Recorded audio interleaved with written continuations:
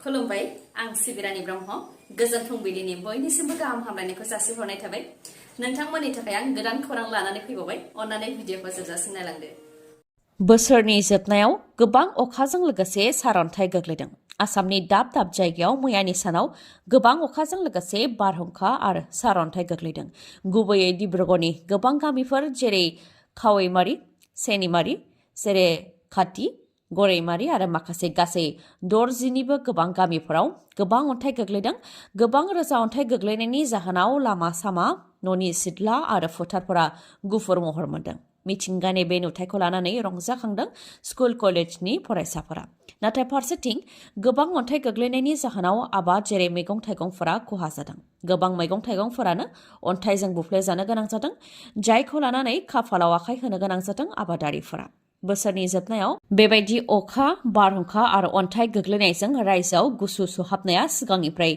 बांसिन जानायखौ फोरमायथिदों रायजो राजाफ्रा चिरांनि बिजनियाव मानसि बुथारनाय जाथाय उन्दुबाय थानाय समावनो बुथारनानै गालांनाय जाथाय बे गिथावना जाथाया बिजनि फानबारिनि 1 नं देलंझाराव जादों हरनि 12 रिंगासो समाव बयबो उन्दुफुबाय थानाय समावनो जादों बे गिथावना जाथाया जाथायजों जिउ खोमानांनाय सुबुंनि मुङा मतिलाल बर्मन नखरनि सुबुंफोरा फोरमायथिनाय बायदिब्ला मतिलाल बर्मना बेटारि रिक्सा सालायनानै नखरखौ सालायो जाथाय जानाय सानखालि मतिलाल बर्मना 8 बोसोर बैसोनि बियादै हौवासाजों जयैनो उन्दुदोंमोन बियादै हौवासाया फोरमायथिनाय बायदिब्ला सिनाय मोनै सानै सुबुंफोरा मोखाङाव गोसोम सि खानानै सासेया खुगा माथेफैदों आरो सासेया गोबौ हाथियारजों दानख्लाब सुख्लाब खालामदों बेनि उनावनो खारलांदों ओजोंहाय खाथि खालानि सुबुंफोरा होख्रावनायखौ खोनादोंब्लाबो मैदेर फैदों सानदोंमोन होननानै फोरमायथिदों उनाव बाहेरायाव ओंखारनानै खौरां लाफैनायावसो जाथायनि सोमोन्दै मिथिनो मोन्दोंखौ फोरमायथिदों दुथांफोरा मतिलाल बर्मनखौ गोबौ हाथियारजों दानख्लाब सुख्लाब खालामखांनायनि उनाव बङाइगावनि लवार आसाम देहा फाहामसालि फारसे बिथांखौ लानानै फैनाय जादोंमोन नाथाय रैखा खालामनो हानाय जायाखै होननानै फोरमायथिदों नखरनिफ्रा मा जाहोननि थाखाय मतिलाल बर्मनखौ बेबायदि इनायै बुथारनाय बेनि सायाव दासिमबो मिथिनो मोननाय जायाखै आरो जाथायनि सोमोन्दै पुलिसनो खौरां होनायाव पुलिसा जाथायथिलियाव फैनानै संदाननाय हाबाखौ मावफैदों मोनसे गिथावना आरो सोमोनांथाव जाथाय सासे उन्दै बर' गथ'नि देहायाव हारसिङैनो अर जोंदों बा अर खामदों बे गिथावना आरो सोमखिखांनाय जाथाया ढेकियाजुलिनि साहा फायलागुरियाव जादों नखरनि सुबुंफोर आरो ओनसोलनि सुबुंफोरा फोरमायथिनाय बायदिब्ला उन्दै गथ'साया ओंखाम जाखांनानै आखाइ सुफुबाय थानाय समावनो गथ'सानि गाननाय गस्लायाव गोसोम गाबनि सिखिरि बाफैदोंमोन बे सिखिरिखौ आखाइजों बुख्लायनायनि उनावनो गाननाय गस्लायाव हारसिङैनो अर जोंब्लावदों होननानै फोरमायथिदों बेबायदिनो गस्लायावल' नङा रायजो राजानि मेगनावनो जिगाबफोरावबो हारसिङैनो अर जोंखांनानै खामदों बेनि अनगायैबो न'आव थानाय बायदि बायदि जेरै औवानि खुन्थिया पर्दा बायदि बायदिफोरावबो हारसिङैनो अर जोंखांदों होननानै फोरमायथिदों उन्दै गथ'सानि गाननाय गस्ला जाय गस्लाया अरजों खामदोंमोन बे गस्लाखौ सावनानै हांगारखौबो बथल सिङाव सोनानै दोननाय जाबाय होननानै फोरमायथिदों जाथायखौ नुनानै सोमखिखांनाय थासारि सोमजिदों रायजो राजानि गेजेराव थारैनो बे जाथायनि आन्दोआव मा दं बेखौ दासिमबो जेबो मिथिनो मोननाय जायाखै नाथाय बेबायदि जाथाया माखासे दान सिगांबो आसामनि दाबसे जायगायावबो जादोंमोन जाय समाज बिजोङाव गोसारदोंमोन गंसे गुबुन हारिनि सुबुंनि नखरावबो बेबायदिनो हारसिङै अर जोंखांनाय जाथाया जादोंमोन लकसभानि हलाव गिथावना नुथाय पाब्लिक गेलारिनिफ्राय एमपिफोरनि टेबोलाव बाज्रुमनानै मोनफानि उनाव मोनफा टेबोलाव बारस्लायलांदों सासे सुबुङा बे गासै नुथाया सीसीटीवी केमेरायाव सेबखांजादों फोरमायथिनो गोनांदि दासान्दि लकसभायाव गोजां बोथोरनि जथुम्मा जागासिनो दं बेयावनो पाब्लिक गेलारिनिफ्राय सासे सिनाय मोनै सुबुङा बाज्रुमनानै एमपिफोरनि मोनफानि उनाव मोनफा टेबोलाव बारस्लायलांदों आरो गुबुन सासेया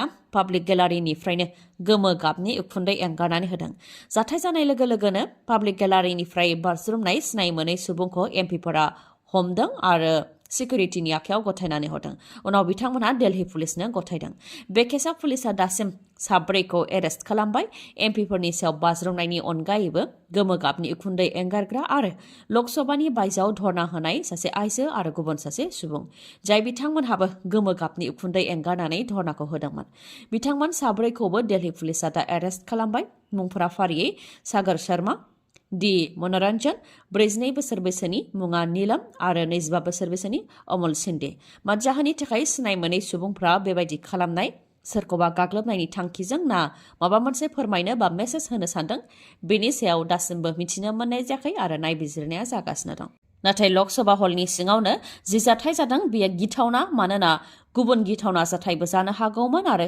बेफोर गासैबो रैखाथि होनायाव उन जानायनि थाखायनो जानो मोन्दों। चिरां जिल्लानि गयबारियाव हरनि समाव मोसौ सिखाव हमनो हादों। नंगौ, जों बयबो मिथिगौ बे समाव रायजोआव सिखावनि उदखारा बांनायनिफ्राय बांदों। सिखाव बुङोबा सना रुपा, गारि मटर, रां बायदिखौ खावनायनि अनगायैबो मोसौ बोरमा बायदि खावनायनि उदखाराबो बांदों। मोसौ खावनाय जाथाय जाफ्लेबाय थानायखौ लानानै गामि ओनसोलफोरावबो सांग्रां जादों रायजो राजाफ्रा। थिग बेबायदिनो चिरां जिल्लानि गयबारियाव हरनि 3 रिंगायाव मोसौ सिखावखौ हमदों।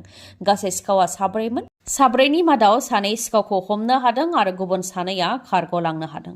खावनाय मोसौखौ बिधापुर फारसे लांनो नागिरदोंमोनखौ मिथिनो मोननाय जादों। लंका आरो हजाय पुलिसाबो बस्थायै बस्था खावनाय मबाइलखौ हमनो हादों आरो बे दायाव सा-स्नि सिखावखौ हमनो हादों। सा-स्निनि मादाव सानै आसामनि आरो साबायानो सोनाब बंग'नि थागिबिफोर। पुलिसा फोरमायथिनाय बायदिब्ला मबाइल खावनायखौ लानानै संदाननाय हाबाखौ मावबाय थादोंमोन। बेयावनो जायनाखि मबाइल खावनायखौ ट्रेकिं खालामनानै हमनो हायो बे लेखायै गिबियाव गंसे गंनै मबाइलखौ हमनो हाग्रोदोंमोन आरो सिखावखौ हमनो हादोंमोन। उनाव हमनाय सिखावनाव सोंनाय फिननाय लानानै बस्थायै बस्था गासै 300नि गोबां खावनाय मबाइलफोरखौ हमनो हादों। मबाइलनि अनगायैबो सना रुपा, टेब्लेट, लेपटप बायदि बायदिखौबो हमनो हादों आरो बे दायाव दासिम गासै सा-स्निखौ हमनो हादों। सा-स्निनि अनगायैबो बे खावनाय जाथायाव सोर सोर लोब्बा दंबावो बेखौ मिथिबावनो थाखाय संदाननाय हाबाखौ मावगासिनो दं पुलिसा। थांनाय 3 बोसोराव बिटिसिखौ माबोरै सालायनांगौ बेखौ बुजिनायाव थांबाय, नाथाय फैगौ 2 बोसोराव गासै खामानिखौ मावगोन। बे खोथाखौ मिथिहोदों प्रमद बर' बिथाङा। बिटिसि सोरखारा 3 बोसोर आबुं जानो थांनायखौ लानानै बड'फा कालचारेल कमप्लेक्सआव हाबाफारि लादों, जेराव गाहाय लेभेलसिम माबोरै गोख्रों खालामनो हायो आरो ट्रान्सपारेन्ट खालामनो हायो बेनि सायाव सावरायनाय जादों होननानै फोरमायथिदों प्रमद बर'आ। बे सावरायनायाव बिटिसिनि इएम आरो एमसिएलएफोराबो बाहागो लादों होननानै फोरमायथिदों। प्रमद बर'आ बुंथिदों दि बे 3 बोसोराव सोलायनायखौ मोनदांदों। काउन्सिल सोरखारखौ माबोरै सालायनांगौ, मा जेंना थायो बेफोर गासैखौबो जोंनि हान्जाया बुजिबाय होननानै फोरमायथिदों। थांनाय 3 बोसोरा सोलोंनायनि सममोन आरो बुजिनायनि सममोन, नाथाय दा फैगौ 2 बोसोराव आबुङै खामानिखौ मावगोन होननानै बुंथिदों प्रमद बर'आ। लोगोसे बुंथिबावदों दि जोंनि सोरखारा अदेबानि बिजेपि इउपिपिएल जथाय सोरखारा फेलें जादों होननानै बेरेखा दोलोआ बुंनो नाजायो, नाथाय जोंनि सोरखारनि थांखिया मा बेखौनो बेरेखा दोलोआ मिथिया। बिजेपि आरो इउपिपिएल सोरखारनि थांखिया जाहैबाय सेथिया गोजोन लाबोनाय, नैथिया रैखाथि होनाय आरो थामथिया गासै हारि माहारिनि गेजेराव गोरोबलायनाय लाबोनाय। बेफोर गासैयावबो सोरखारा दा जाफुंसार जानो हाबाय आरो जौगानायनि खामानि मावनायनि बेलायाव सिगांनि सोरखारा खामानि मावनो सम मोनदोंमोन, नाथाय बिथांमोनहानो लामा दालां बानायनो हायाखैब्ला जों 3 बोसोराव बोरै मावजोबनो हागोन होननानै बुंथियो आरो बे 3 बोसोराव इउपिपिएल आरो बिजेपि सोरखारा गोबां खामानि मावबाय, 1000 किल'मिटार लामा बानायबाय होननानैबो बुंथियो प्रमद बर'आ। फकिराग्रामाव बिपिएफ दोलोनि गेदेर जयनिं हाबाफारि गासै 700नि गोबाङा बिपिएफ दोलोआव हाबफैदों। फकिराग्रामाव खुंनाय बिपिएफ दोलोनि जयनिं हाबाफारियाव बाहागो लादों हाग्रामा महिलारि बिथाङाबो। बिपिएफ दोलोआव हाबफैनाय 700नि मादाव 300नि गोबाङा बिजेपिनिफ्राय आरो 100नि गोबाङा इउपिपिएलनिफ्राय हाबफैदों होननानै फोरमायथिदों आरो आद्राया एआइडिएफ आरो कंग्रेसनिफ्राय गासै 700नि गोबाङा बिपिएफ दोलोआव हाबफैदों होननानै फोरमायथिदों। प्रमद बर'आ सोरखार सालायनायाव फेलें जादों, जायनि जाहोनाव सोरखाराव थानाय बिजेपि आरो इउपिपिएलनिफ्राय बिपिएफ दोलोआव हाबफैदों होननानै फोरमायथिदों हाग्रामा महिलारि बिथाङा। लोगोसे बिथाङा बुंथिबावदों दि प्रमद बर'आ इउपिपिएल आरो बिजेपिनि मावथिफोरनि थाखाय जेबो खामानि मावनो हायाखै, लोगोसे रायजो राजाफोरनि थाखायबो जेबो खामानि मावनो हायाखै, जायनि थाखाय इउपिपिएल आरो बिजेपिनि मावथि आरो दैदेनगिरिफोरा बिपिएफ दोलोआव हाबफैगासिनो दं होननानै फोरमायथिदों हाग्रामा महिलारिया। नोंथाङा सिक्किमाव दावबायहैनो सानदों नामा? सिक्किमा बे समाव गुफुर बरफजों आबुं जादों। समायना नुथायखौ नायनो थांनानै नाथाय खैफोदावबो गोग्लैनो गोनां जादों माखासे दावबायारिफ्रा। गोबां बरफ गोग्लैनायनि जाहोनाव 800नि गोबां दावबायारिफ्रा नांथानानै थानो गोनां जादों, जायखौ आर्मिफोरा रैखाथि खालामदों। रैखाथि खालामनायफोरनि मादाव गथ', आइजोफोर आरो बैसो जानाय सुबुंफोर। रैखा खालामनायनि उनाव बिथांमोनहा गावसोरनि केम्पआव दोनहैनानै जानाय लोंनाय आरो थानायनि राहा खालामनानैबो होदों। चाप्राकाटा रेलवे स्टेशन साखाथियाव गिख्रंथाव रेलगारिजों जाब्रबथाय जानाय जाथाय। रेलगारिनि सौख्रांनायाव खेबसेयैनो 3 सुबुङा थैनो गोनां जादों। चाप्राकाटा रेलवे स्टेशन साखाथियाव थानाय 2 नं नहापारायाव जादों बे गिथावना जाथाया। बेंगालर एक्सप्रेसआ 3 सुबुंनि साजों खारलांदों। थैनाय 3 सुबुंफोरनि मादाव बिमा फिसा आरो गुबुन सासे आइजो। बिमानि मुङा कल्पना बर्मन आरो बिथांनि 11 बोसोर बैसोनि प्रिया बर्मनाबो बे जाब्रबथायाव थैनो गोनां जादों आरो गुबुन सासे आइजोनि मुङा मुन्ना। छत्तीसगढ़आव नाक्सालेटफोरनि गाग्लोबनायजों छत्तीसगढ़नि आर्म फोर्सनि सासे जवाना जिउ खोमानो गोनां जादों आरो सासेया जोखोम जानो गोनां जादों। छत्तीसगढ़नि नारायणपुर जिल्लायाव उदखारिफोरनि बमजों गाग्लोबनाय आमदाय घाटी आयरन अर माइन ओनसोलाव नाक्सालेट उदखारिफोर थानायखौ खौरां मोननानै छत्तीसगढ़नि रैखाथि हान्जाया अपारेशन खालामहैदोंमोन। बेयावनो उदखारिफोरा रैखाथि हान्जानि सायाव बमा खुबैनायजों लोगोसे गुलि गावदों, जायजों सासे जवान थैनो गोनां जादों आरो सासेया जोखोम जानो गोनां जादों।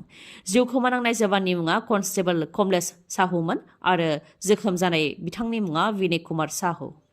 गोदान मटर साइकेल बा स्कुटि बायनो गोसो दंब्ला नोंथांमोननि थाखाय मोनसे गोजोनथाव खौरां।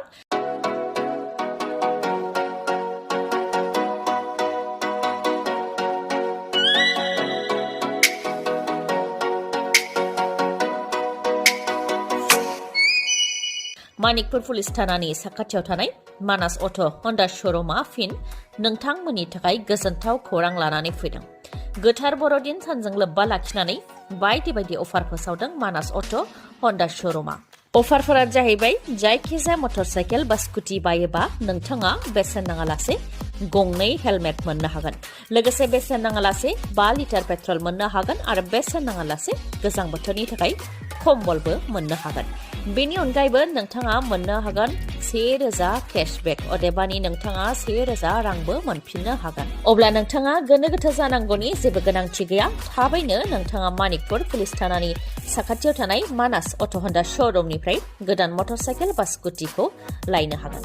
आरो नोंथांमोननो बेखौबो मिथिहोबावोदि जायखिजाया कम्पानिनि गोजाम मटर साइकेल बा स्कुटिखौ सोलायनानै नोंथाङा गोदान मटर साइकेल बा स्कुटिबो बायनो हानायनि राहा दं बे श'रुमाव।